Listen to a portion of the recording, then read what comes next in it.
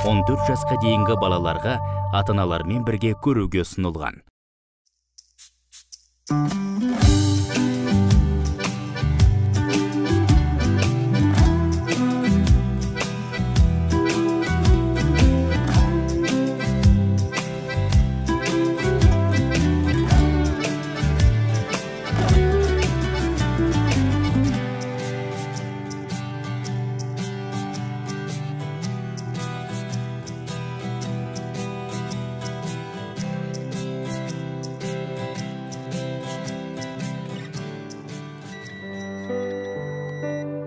Şıkılık gittim lan.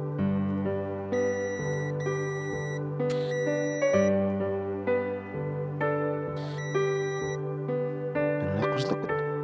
Altın! Altın! Kızdım o benden. Altın geç. Hava. Ne oldu? Qayta beriniz. Koy ver. Gerek yok. Adamды келіп. Есептейін деп қоямын. Кафеңде бір адам жоқ. Неңді есептейсің? Осы сендердің кесірлерің осы. Тамақ тәтті қылып сіздіңдер келетін еді ғой адамдар. Қит етсе бізге сөйлейік кесіз. Біздің тамағымызда негіз бар, алдымен жақсылап адамды шақырмайсыз ба? Шақырам. Аға, негіз бар ғой, бұның бәрі сізге байланысты. Қалай маған байланысты? Біз ана жоғарғы талаптарға сай болу үшін, ең алдымен ана мейрамхананың алдынан сіз қонақтарды жақсылап күтіп алуыңыз керек, білесіз бе? Әспеттеп тұрып оларды күтіп алып, қызмет көрсетудің озық үлгісін көрсетуіміз керек. Ал тамақ одан кейінгісі. Ойпырмай, мен не істеп жатырмын сонда? Істеп жатыр ғой соның бәрін. Алдынан жүгіріп шығып жатыр ғой бәрін, құрметтеп, жайылып, жастық иіліп, төсек болып жатыр ғой. Мына қаршығаң әңгімесі ғой, айтшы, қаршыға айтшы берді ма? Мойындашы, қаршыға айтшы берді ғой. Осындаңыз қойыңыз, бірдеңе болса біреуден көретіңіз. Қаршыға айтқан жоқ, өзім айтып тұрмын. Негізі бар ғой аға. Бәріміз бұл жерде профессионал болуымыз керек. Оған сіз де үйренуіңіз керек. Профессионалды тұрғыда, мына дәл сіз атқарып жүрген қызметті хост деп атайды. Хост несі тағы? Хост яғни қонақтарды күтіп алатын адам. Көрдіңіз бе? Бәрі содан байланысты есіктен кіргеннен бастап. Хост емес, администратор десе, администратор ма? Дұрыс. Құрмет жасап жатыр ғой лайықты. Қаршығаның әңгімесі ғой. Ту, аға, қаршыға дей бермей, тыңдаңызшы тегі. Хост, хостес, қонақтарды күтіп алатын адам, есіктен бастап жақсы күтіп алып қызмет көрсететін болса, арғаратай қонақтар жадырап отырып, жақсы тапсырыс беріп, көп келеді. Сіз бар ғой, мен бұны айтқаннан түсінбейсіз, телефоныңызды алыңызшы, мен сізге көрсетіп кетейін. Телефон ғой? 100 рет айтқанша 1 рет көр дейді. Сіз одан да ашыңыз, хост деп теріңіз, содан кейін солардың қызметтерін бәрін қалай болатынын көріп алыңыз. Тура қаршыға. Мә, аға, қаршығадан басқа адам жоқ, өзіміз сонда ойымызды айта алмаймыз ба? Міне. Кост деді ғой, жоқ қой ештеңе. Кост емес, сізде тегі бір. Хост. Міне. Көрдіңіз бе? Мұналарын қанып болып киіп ағы? Көрдіңіз бе? Қалай күліп тұр анау. Еліп тұрып, әне қонақты қараңыз. Алып келе жатыр. Міне өстіп күтіп алғаннан кейін қалай ол тапсырыс бермей кетеді. Ойлаңызшы өзіңіз. Сізге байланысты. Күнән бәрін біреуден іздей бермей, өзіңіз жақсылап көріңіз, түсінікті ме? Болды, сусылдай бермей кете берейік бар. Бұрындар. Жарайды, тек өзіңіз шақырып. Мен көрейін мен. Жағаласпаңдар. Жауып қойыңдар, болды. Қос көреміз.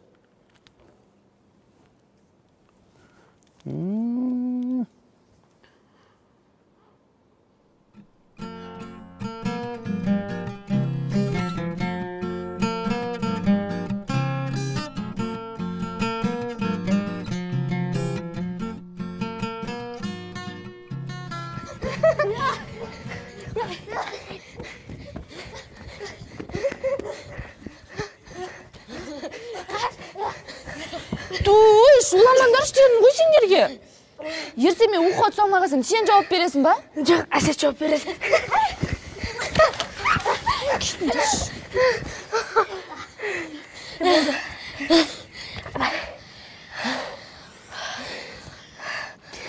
Ашығынан қорқытамыз. Қалай қорқытамыз?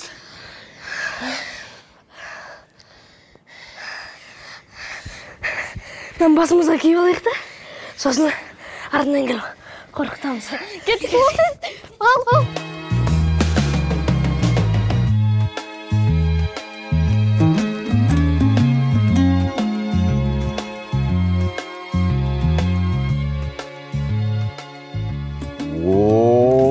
Мұнаның ішкен екен ғой?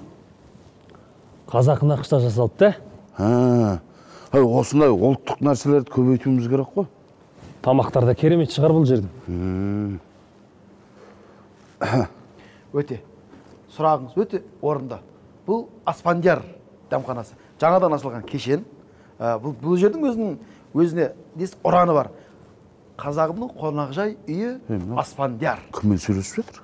Сіздер егер қазақи нақыштағы дәм іздейтін болсаңыздар, дәл біздің дастарханға келдіңіздер.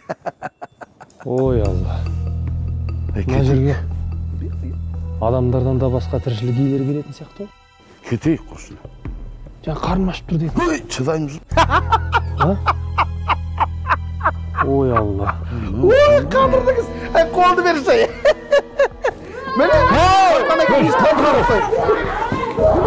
Қондығы. Не болды? Кәке. Мына. Бисмиллахир-рахманир-рахим. Мына кісі кім? Бұл кісі Қуандық аға. Кәке. Ассаламалейкум. Қош келіпсіз. Қуандық аға. Бәрі дұрыс па? Ораза ұстаймын деп, сен әлсіреп қалдым ау деймін. Қалай ұйықтап кеттің мен? Күлкі құртты ғой, күлкі сізді. Күлкісі несі? Жай оразада бет алды күлуге болмайды деп жатқаным ғой. Қалайсыз өзіңіз былай? Шені жақсы болайын дедіңіз бе былай? Шені көзіңіз қарауытып, басыңыз айналып өтіп тұрған жоқсыз ба? Жақсы. Жолдан шаршағандық қой. Жолдан шаршаған ғой бәсе. Ондай болса, тұрайық ода асқа қарайық. Жүріңіз. Қуандық аға, онда сіз жолдан шаршап әлсіз болып келсеңіз, ауыз ашарға өзі кішкентай уақыт қапты. Аузыңызды ашып әлдендірмей қайтармаймын мен сізді. Жүріңіз. Сөйтейік. Өзіңіз жүре аласыз ғой? Жүріңіз. Ой, сізді көрем деп. Жаңағы мына ғой. Орал болсын мен. Жүріңіз. Ой, Қуандыққа кім ойлапты?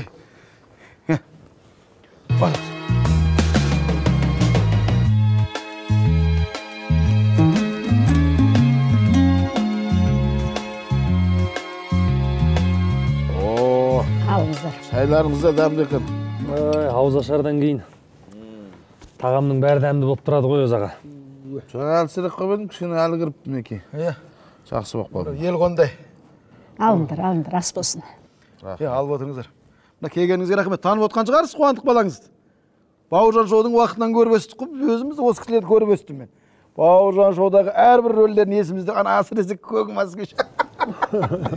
Көк москвичті көреміз де күле береміз ғой.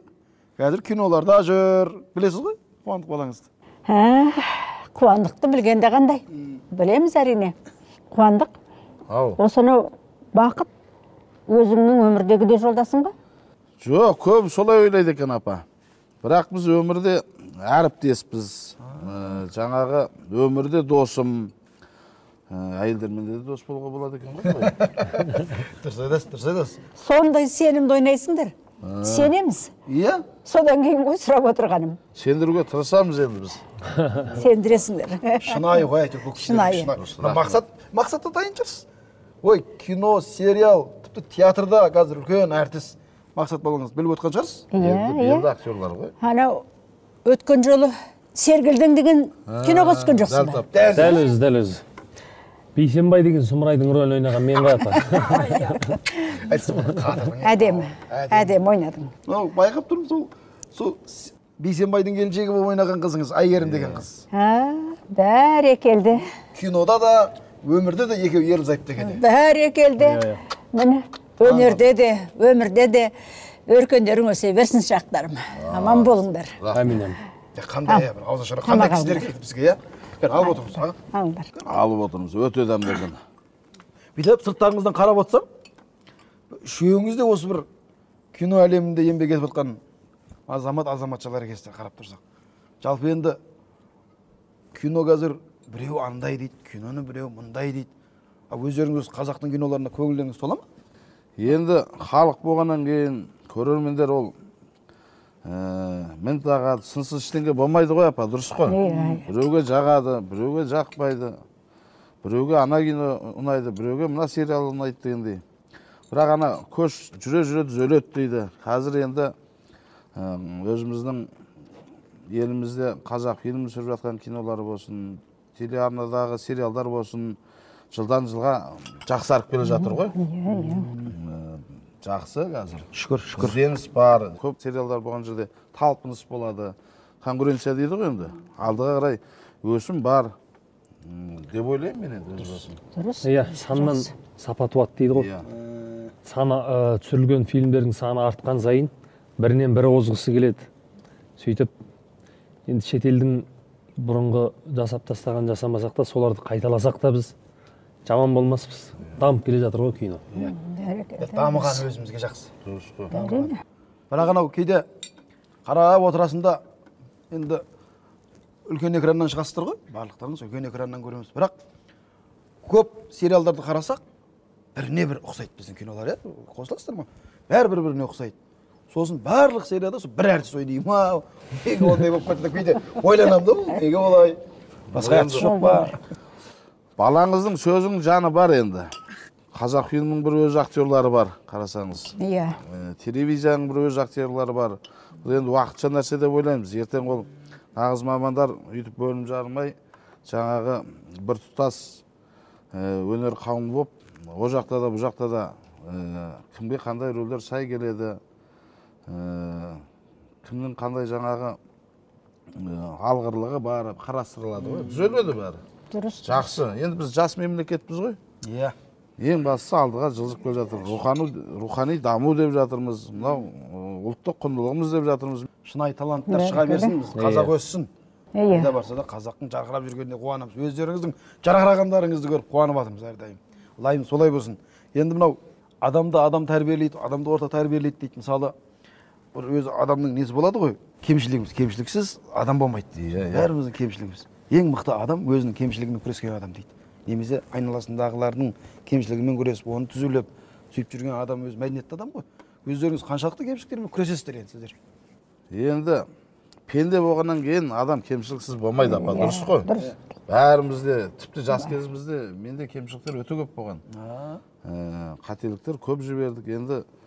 Енді жас келген сайын қабат деген ай деп кейбір қылықтарыңызға ұяласыз, есіңізге түссе. Енді мысалы өзім кемшілігім осы, тағам келгенде тоқтай алмай қалам. Қонаққа барсам да, үйге барсам да осы. Үйдегілер ұрсады, келініңіз бар, бала-шаға. Әке, неге тамақ көп ішесіз, азайтсаңызшы деп. Енді білмеймін, мен осал жерім сол. Дәмді тамақ, бәрі дәмді болып тұрады. Соңғы өз-өзімді қолға алып жүрмін кейінгі кезде. Осы соңғы 3-4 ай. Ай, қуандық, не болды, азырақ жесеңші деп. Сөйтіп жүрген өзінде 4 килограмм салмақ қосып отырмын. Қолға алмасам не болатын еді? Жақындарыңыздың кемшілігімен күресесіз бе сіз? Сол жақыныңыздың, жақын дос, жақын бір кемшілігін байқайсыз. Сол жақындарымыздың кемшілігіне жете алмай қалып жатырмыз ғой, өзіміздің кемшілікпен күресіп. Өзімен өзі күреспейміз. Бірінші жақынның кемшілігімен күресу үшін бірінші өзіңдікін жеңіп болу керек та, тұтастай. Содан кейін өзіңде жоқ кемшілікті оған айта аласың. Әй, мынандай кемшілік бар сенде деп. Біз енді қазір міне жан-жарым екеуміз бір-біріміздің кемшілігімізбен бір-біріміз күресеміз. Екі адам болса оңай болады екен. Сіздер бір-біріңізбен театрда таныстыңыздар ма? Өнерде таныстыңыздар ма? Бұл кісінің театрға, кино саласына негізі қатысы жоқ. Бұл кісінің мамандығы бухгалтер, экономист. Мен тапқан ақшаны үйде санайтын кісі. Бірақ енді әкесі актер. Сол мен істейтін Ғабит Мүсірепов атындағы академиялық балалар мен жасөспірімдер театрында бірге істейміз.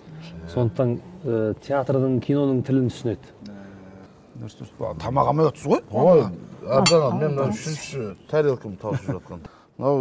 Көп деген мұсылман халқы ауыздарын бекітіп, бір Аллаға құлшылық жасап, елдің, жердің тілеуін тілеп, тыныштық тілеп, жаңағы күнделікті дұғасын жасап, бастарын сәждеге қойып жатыр бауырларымыз. Сол тілек ниеттері қабыл болсын. Әмин. Сіз сияқты апаларымыз көп болсын. Ана ауылға барғанда бір еңкеп, әйтеуір сүйретіліп, бір қария көшеден былай өтіп бара жатса, соның өзі бір ауылға сән беріп тұрады. Ана бір көрініс, ауылдың сәні бір қисайған кемпір болсын, шал болсын, сәні ғой. Сондайлар кейінгі ауылға барғанда азайып жатқан сияқты.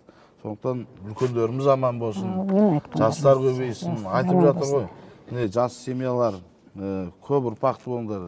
Анау байлық деген бала дейді ғой, енді ол менің сөзім емес, жаңағы хадисте де айтады.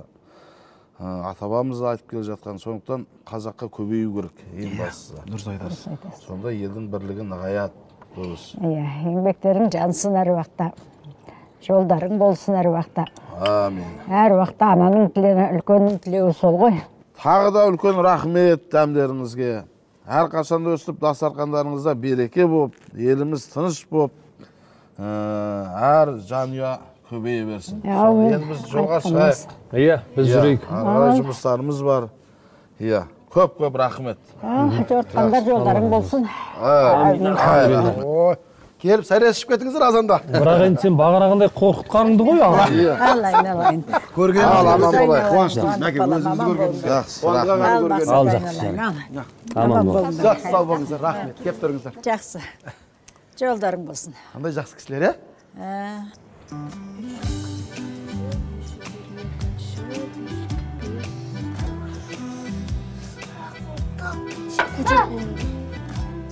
Тыныш тұрыңдар.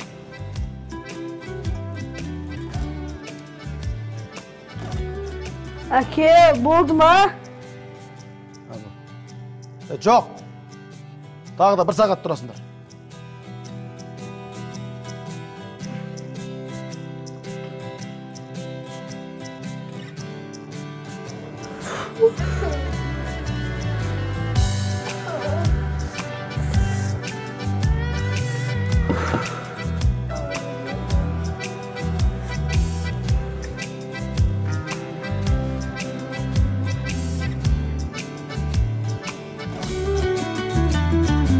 Армандаймыз бақытты жанияның болғанын, ақылды қарияның жолдары, байлығын екі қолдағы.